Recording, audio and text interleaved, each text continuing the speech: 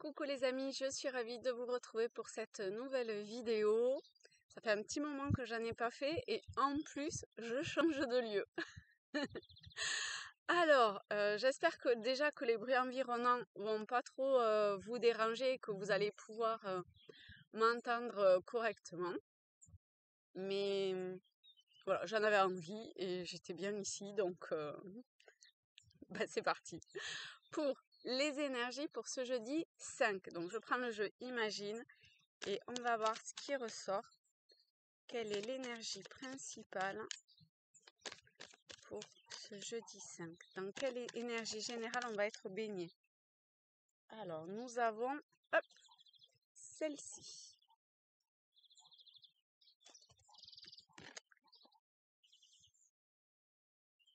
Alors l'énergie principale.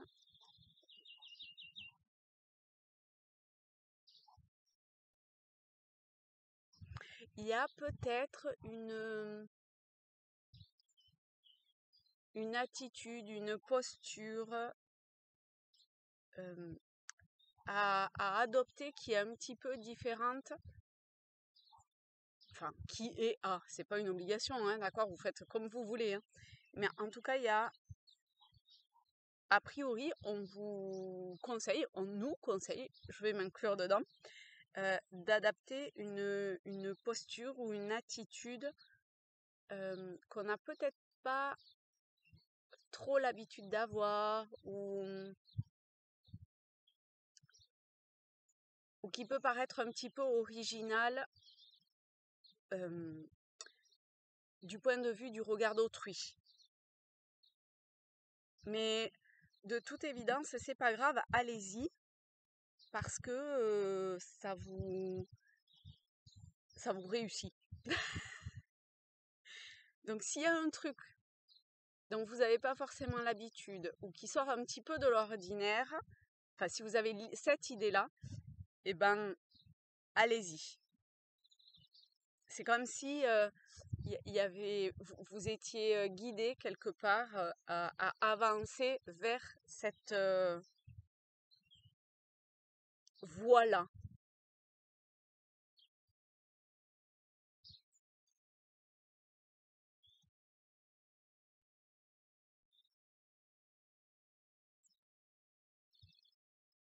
Il y a cette couronne sur la tête, vous voyez, ça me fait penser quand même assez à quelque chose de l'ordre du divin. Et il y a mais votre propre comme d'avoir votre propre souveraineté, votre propre divinité. Il y a probablement quelque chose à prendre conscience ou à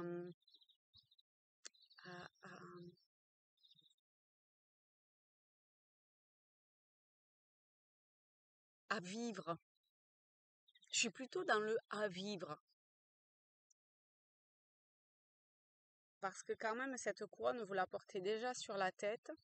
Et c'est comme si maintenant, on vous invitait à l'exprimer. Et pour moi, la couronne, c'est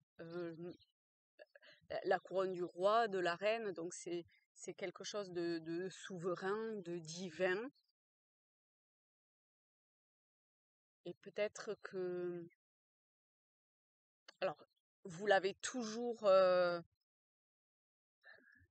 fait au final. Mais là, c'est dans une forme de connexion qui est plus... c'est la connexion, en fait, quelque part, qui est vécue. Enfin, qui est vécue, qui est...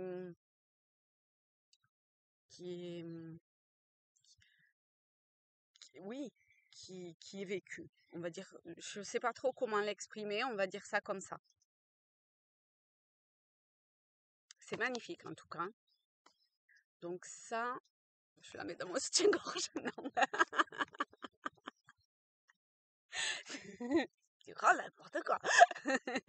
Moi, je vais la laisser là devant moi. Et puis, on va voir avec le tarot celtique s'il y a un message ou un complément de quelque chose par rapport à ça pour ce jeudi 5 mai.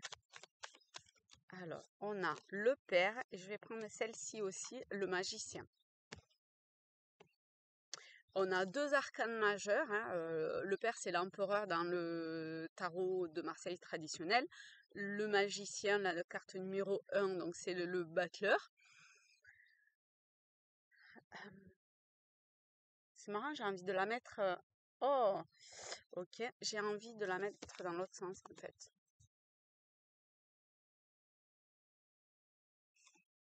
Alors,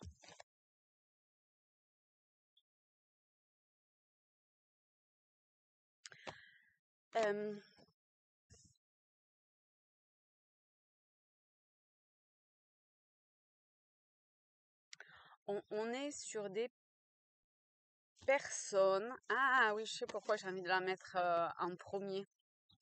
Ah, parce qu'en vrai, c'est le père qui est venu en premier et le magicien ensuite. Et en fait, dans l'histoire du tarot, bah forcément, ça commence par la carte numéro 1, qui est le battleur, qui représente l'enfant qui vient de naître. Et dans son parcours, il passe par le 7, la carte du chariot, le jeune homme, et par ensuite, je suis sur l'homme, hein, mais c'est un tirage général, donc c'est vrai pour la femme aussi, d'accord? Vraiment, c'est au niveau, enfin, prenez-le au sens large, quoi. Et qui ensuite mûrit et devient le père. Et là, vous voyez comment cette idée-là de tout à l'heure de vivre cette, enfin, cette divinité, enfin, cette souveraineté, enfin, ce Dieu en nous, c'est pas exprimé correctement, mais ce divin que l'on est,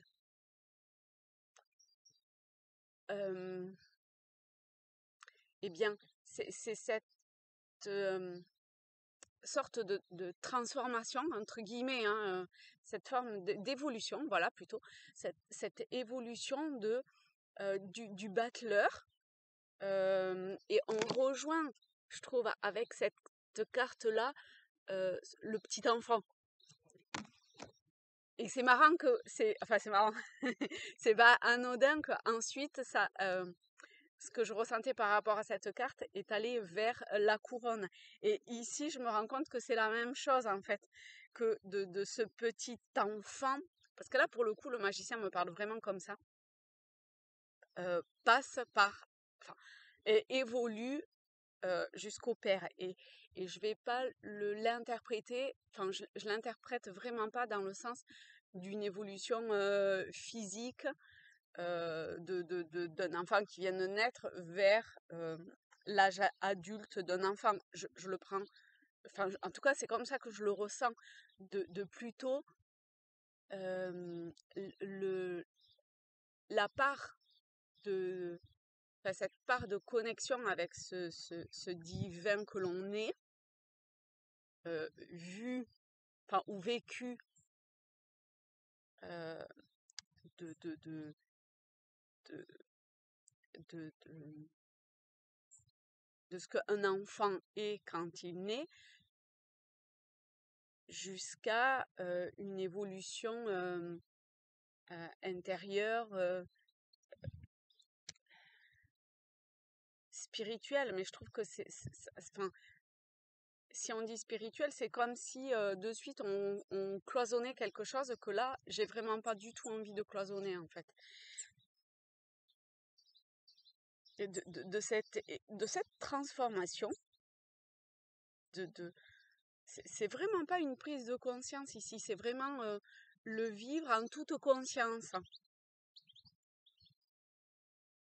Et c'est comme si au départ, vous aviez toutes les clés et que là, vous êtes en train de, de vous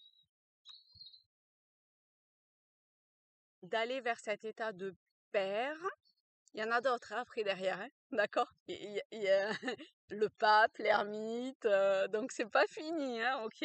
C'est vraiment le début. Mais on n'a pas le chariot. On voit qu'il y a une évolution quand même qui est relativement significative à l'heure actuelle. Je pense que ça a déjà commencé depuis un moment, hein, d'accord? Parce que voilà, c'est logique. Mais il y a quelque chose autour de ah oui, du chakra couronne ou d'une forme de connexion aussi avec les plans subtils, les plans vibratoires de plus haute fréquence, de plus haute vibration. Parce que vous voyez ici les deux, on a quand même une connexion avec le subtil ici, là avec le père, vous voyez comment, et puis ces bois de serre, c'est juste énorme hein, quand même. Il y a quelque chose vraiment qui se passe en vous de très fort, de très puissant à l'image du feu. Et alors, on va voir, je vais prendre une autre carte quand même pour, je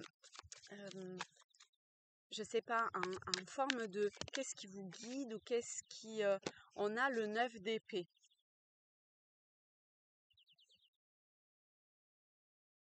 Le 9 d'épée, il y a peut-être encore des choses qui sont difficiles.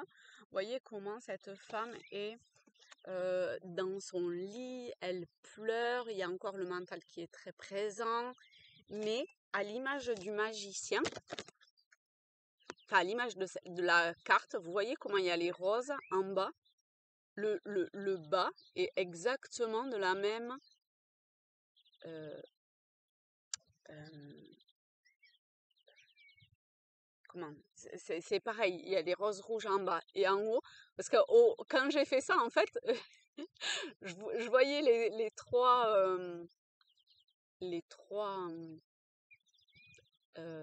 traits de lumière ici. Et finalement, comment je trouve qu'en termes de métaphore, en fait, je vais plutôt l'interpréter comme ça. Comment il y a quelque chose de haut, enfin, de vibratoirement beaucoup plus élevé qui vient à vous. Et ça peut être hyper méga perturbant en fait. Et ça peut être vraiment difficile. Il y a peut-être une forme de lutte entre votre inconscient et votre mental. On va voir s'il y a quelque chose qui peut aider. On a le 8 d'épée. Il faut se défaire. Hein. Vous voyez le 8 d'épée, cette femme. Et on était sur 2 hommes, on est sur 2 femmes. Si vous êtes une femme en proie à des croyances, de toute évidence, ce sont des fausses croyances. Et c'est un truc dans lequel vous vous êtes enfermé. Et à un moment donné, c'est comme s'il fallait sortir de l'énergie féminine. Vous savez, les femmes, on est assez, comment dire, peut-être des fois un peu ruminé ou des fois un peu... enfin bon, de sortir de l'énergie féminine pour aller vers une énergie masculine. Je vous montre la 8 d'épée. Elle est entortillée dans cette corde, les yeux bandés, mais en vrai, elle se dandine un petit peu et puis la corde tombe d'elle-même. Donc c'est vraiment ça, c'est des espèces de fausses croyances, de fausses croyances, de fausses...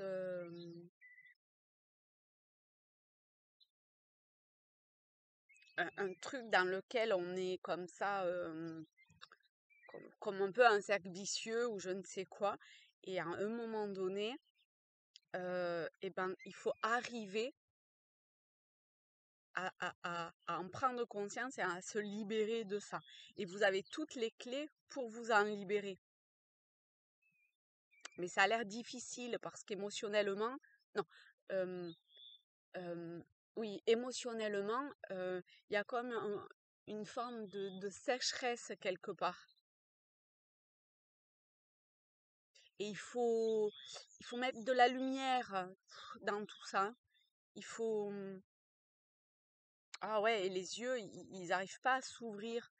Et c'est comme si votre regard intérieur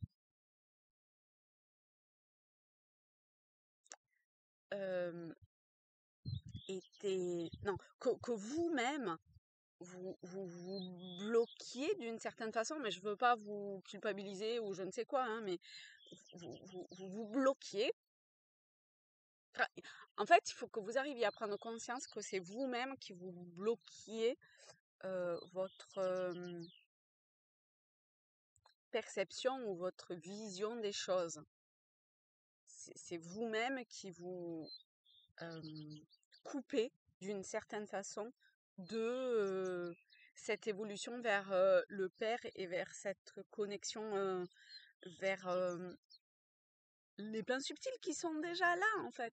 Enfin, ou votre vie divin ou je sais pas, vous voyez. Vous verrez comment ça vous parle.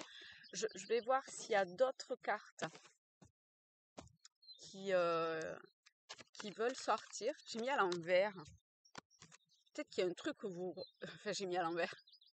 J'ai mis en premier les deux cartes que j'ai pris en dernier. Ah, ah non, pas du tout. Pas du tout.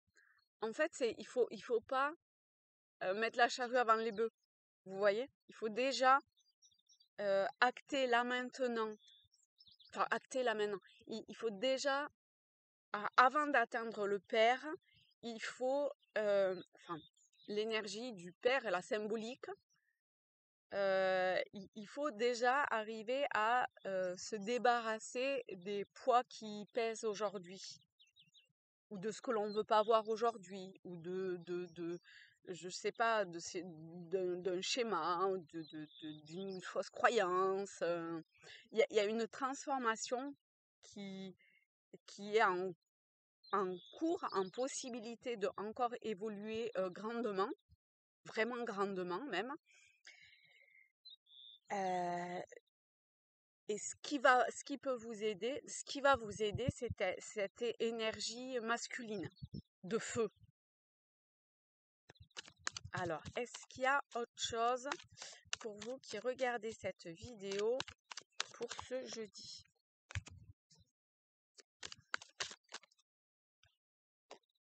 En fait, j'ai plutôt l'impression que faut pas non plus vouloir aller trop vite ou ah ouais, c'est ce que je disais, mettre la charrue avant les bœufs, hein. Il y a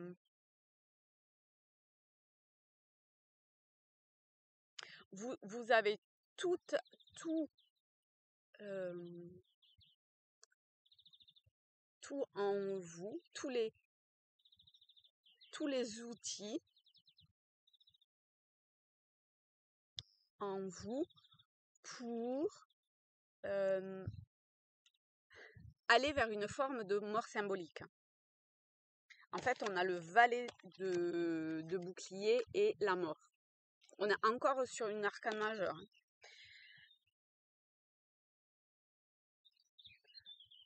Mais il faut prendre le temps de poser quelque chose. Il faut prendre le temps de... C'est...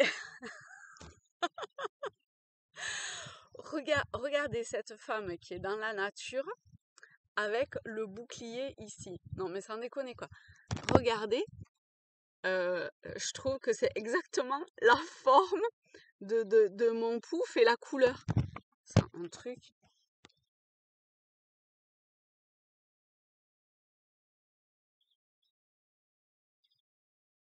Ben, je sais pas quoi dire. Mais on dirait, on dirait un peu. Je sais pas si vous avez une forme de, de, de posture comme ça. Regardez, je suis dans la même posture qu'elle en plus.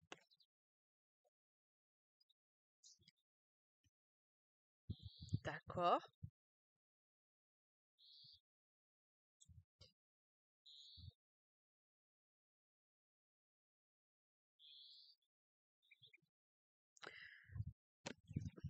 Et je suis attirée aussi par cette lumière sous enfin, le feu, mais qui n'a pas vraiment une couleur de feu. Cette lumière, ce jaune là, ou je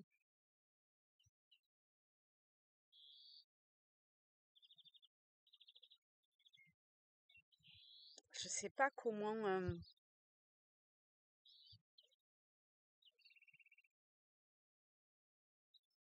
Pour moi, la lumière. Pour moi, avec le valet de bouclier et les mains qui tiennent ce bouclier, c'est alors déjà c'est aussi la carte euh, des apprentissages, de l'éducation dans le sens d'un étudiant, vous voyez. Et, et, et donc il y a une évolution dans l'apprentissage. Voilà, merci. Et, et c'est comme si euh, vous étiez guidé de par cet apprentissage-là parce que quand même, entre le 8 d'épée, le 9 d'épée et la mort, on est très clairement sur une mort symbolique, hein. Là, très très clairement quand même, hein. Donc il y a un truc qui est à lâcher. Ah,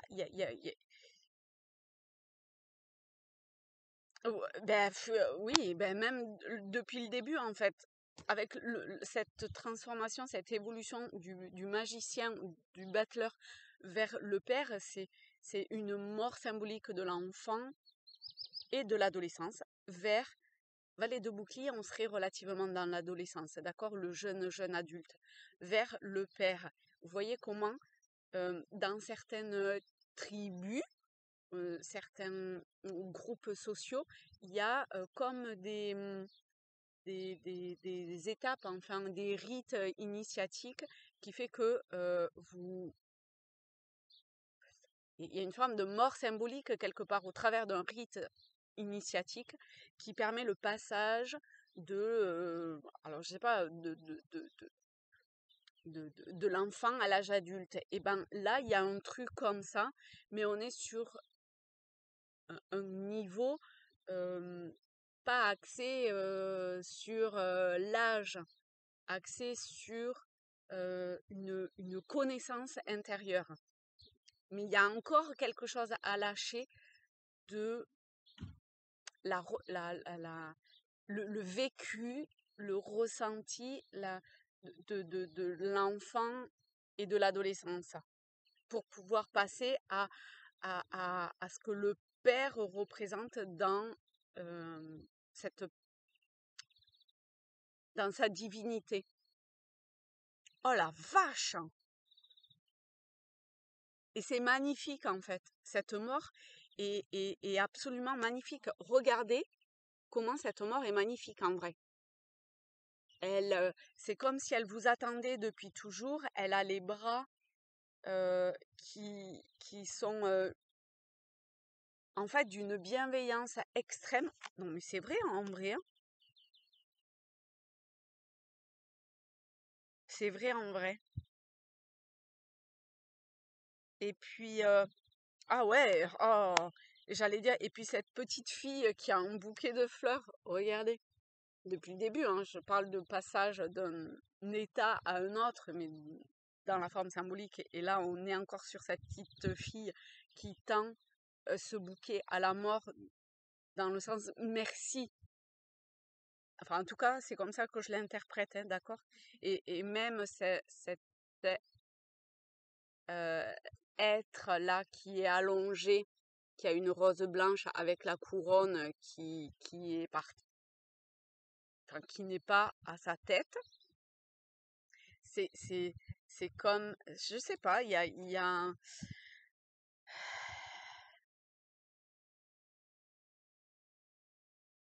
c'est comme si la rose blanche, il y a quelque chose de très pur. C'est comme si il allait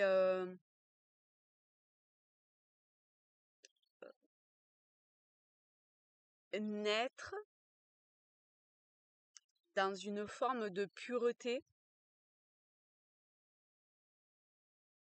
Alors ouais, ce qui me chagrine, c'est que la couronne soit tombée, mais euh,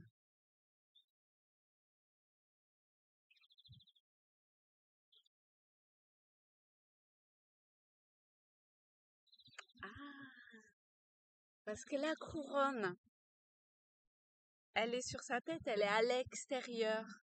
Et peut-être que là, avec, je sais pas, il y a un truc comme ça, hein.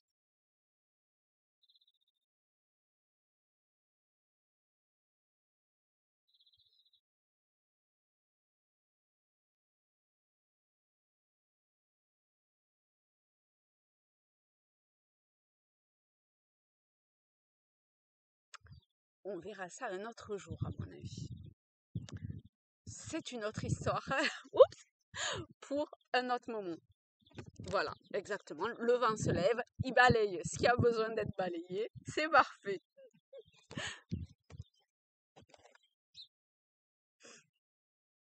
Vous voyez, on était sur une jeune fille au début aussi. On n'était pas sur quelqu'un d'adulte pour la première lame.